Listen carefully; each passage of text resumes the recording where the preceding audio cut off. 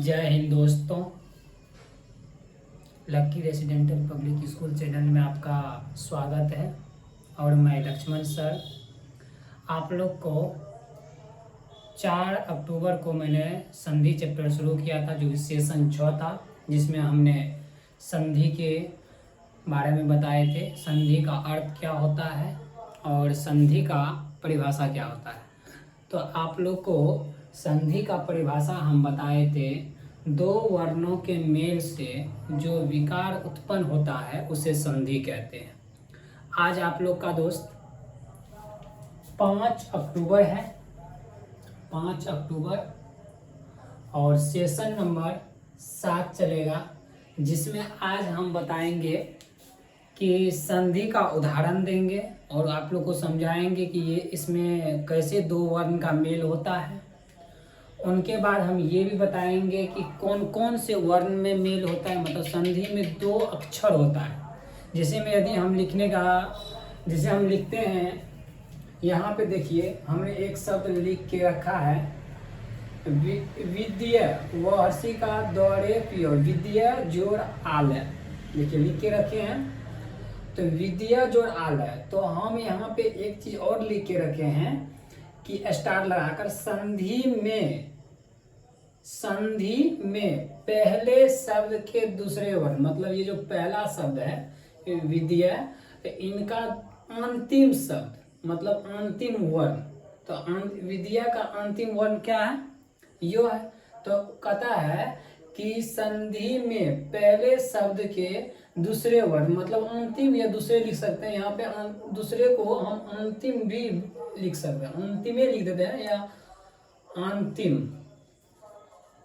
अंतिम वर्ण तथा दूसरे शब्द के, यहाँ लिखेंगे दूसरे शब्द के पहला वर्ण। ये कौन सा आलय जो है, ये दूसरा शब्द है, इनका कौन सा? पहला वर्ण। देखिए इसका अंतिम और इसका पहला वर्ण में मेल होता है। यही दो गो वर्ण में संधि में क्या होता है? मेल होता है। और ये दो वर्ण जब आपस में मिलता है तो एक नया वर्ण का क्या करता है? निर्माण करता है।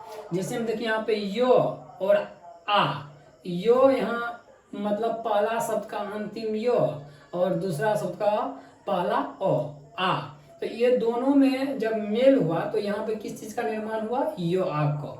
तो यही दोगों में अंतर होता है। ये जैसे रहता है वैसे हम यहाँ पे लिख देंगे विद, यो से पहले विद था तो यहाँ पे विद लिख दिए, और आ से बाद लो यो है तो यहाँ लो लिख दिए। सिर्फ ये दोनों जब मिलकर एक शब्द का जो निर्माण किया उस शब्द को यहाँ पे बीच में हम डाल देते हैं, तो यही क्या कहलाता है? हमारा संधि कहलाता है। तो इसमें हम पहले ही बोल चुके हैं, दो वर्णों के मेल से जो विकार उत्पन्न होता है उसे संधि कहते हैं। जैसे ये हम देखिए यो और आ दोनों मिलकर एक विकार उत्पन्न हुआ, यो आ को। क्या उत्पन्न हुआ? यो आ को। इनको ही हम क्या बोलेंगे? संधि बोलेंगे। इतना आप लोग समझ गए होंगे। और यहाँ पे भी वही चीज बताया जा रहा है कि देखिए संधि में पहले शब्द के, ये पहला शब्द के अंतिम वर्ण तथा दूसरे शब्द की, ये दूसरा शब्द के पहला वर्ण, ये पहला वर्ण ये हुआ, मतलब दूसरा शब्द आलय है तो इनका पहला वर्ण क्या हुआ? आ हुआ। तो पहला वर्ण में मेल होता है, यही दोगों में मेल होता है, जो कि आप लोग को हम ये लिखा देते। इनको आप लोग क्या कीजिएगा? एक बॉक्स में बंद कर लीजिएगा लिखने के बाद, अंडरलाइन, ताकि ये एक ध्यान देने योग्य बात है, तो इनको ध्यान रखना पड़ेगा। यही ध्यान रखिएगा तो हर एक संधि आपका बन जाएगा, दिक्कत नहीं होगा। और जब भी आप संधि बनाइएगा तो जिसका पहला, जैसे यहाँ पे हम देखिए एक और उदाहरण देकर समझाते हैं आप लोग को, यही मिटा देते हैं और समझाते हैं एक और देकर आप लोग को नया वाला। देखिए यहाँ पे लिखे गन जोड़ इस, क्या लिखे? गन जोड़ इस, गन जोड़ इस, तो ये दो लिखे ना। तो इसमें देखिए ये जो नो है, इसमें मतलब पहला शब्द का अंतिम वर्ण, तो ये पहला शब्द क्या है? गन है, तो इसका अंतिम वर्ण क्या है? नो है।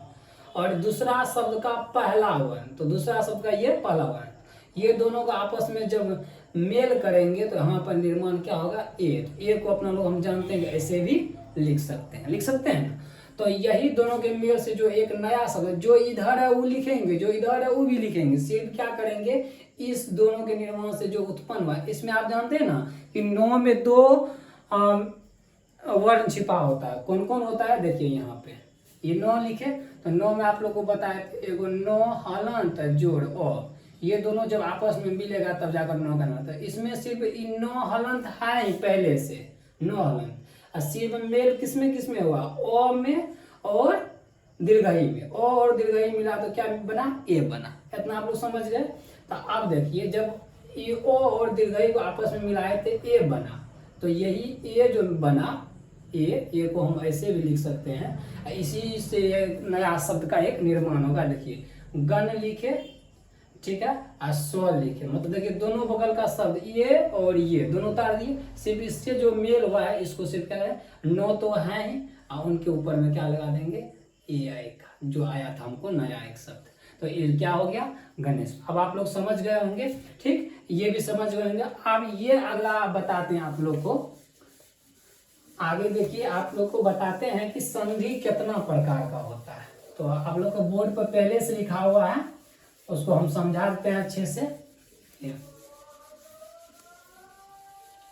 देखिए आप लोग को हम बताते हैं कि स्टार लिखिए कि संधि का मुख्य 3 प्रकार होता है। संधि कितने प्रकार के होते हैं, 3 प्रकार के। पहला होता है स्वर संधि, दूसरा होता है व्यंजन संधि, और तीसरा होता है विसर्ग संधि। आप देखिए स्वर संधि, व्यंजन संधि और विसर्ग संधि किसे कहते हैं, ये आप लोग को आज हम नहीं पढ़ाएंगे, क्योंकि आज हमारे पास कम टाइम है, ठीक ना, हम कहीं जाने वाले हैं। तो आज आप लोग को ये चीज यहाँ तक हम खत्म कर दिए और समझा दिए, और समझ भी गए होंगे आप लोग की संधि कैसे होता है और कौन कौन से वर्ण में मेल होता है। बहुत अच्छे से समझ रहे हो, नहीं समझेंगे तो आप लोग कमेंट में जरूर कमेंट करके हमसे पूछ सकते हैं, ठीक ना।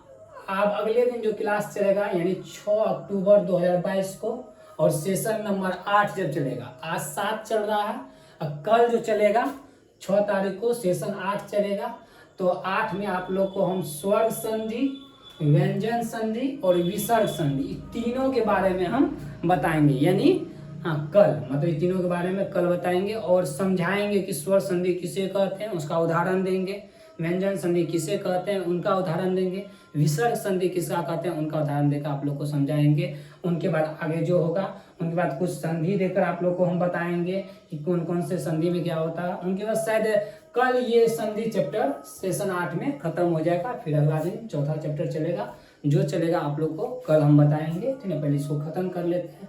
तो आज यहीं पे अपना पढ़ाई को बंद करते हैं। नमस्कार दोस्त, जय हिंद।